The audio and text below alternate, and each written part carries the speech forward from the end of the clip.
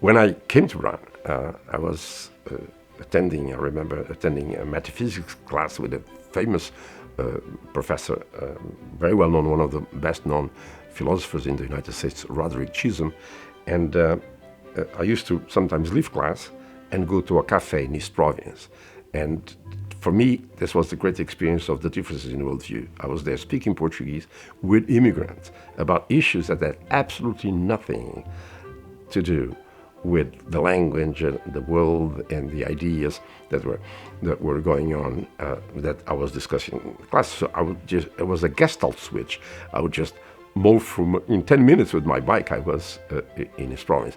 And I got this because of my immigrant experience, because I felt that I was an immigrant. But I felt also that dealing and talking to them and mixing with them, I could sort of broaden their horizons. They would come to my office and ask about solutions to all sorts of problems, where to go and all this. In the beginning, I acted as sort of a referral center. Go here, go there, talk to someone. Yes.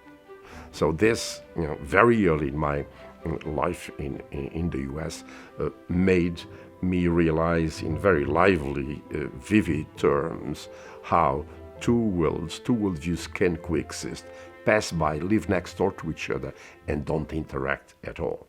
We all have worldviews, and we share worldviews with the communities we are part of, even though we have our own, but we share strong, important elements, and those are quite different from the worldviews of other parts of the world. So I became fascinated by this topic, and I started teaching a course called The Shaping of Worldviews at Brown in 1982. In this course that I teach for seniors at Brown, they come from various departments, and the course is about values.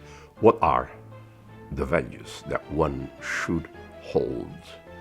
But in order for us to go over this, we try to understand, how do values come about in our lives? How do we end up believing what we believe?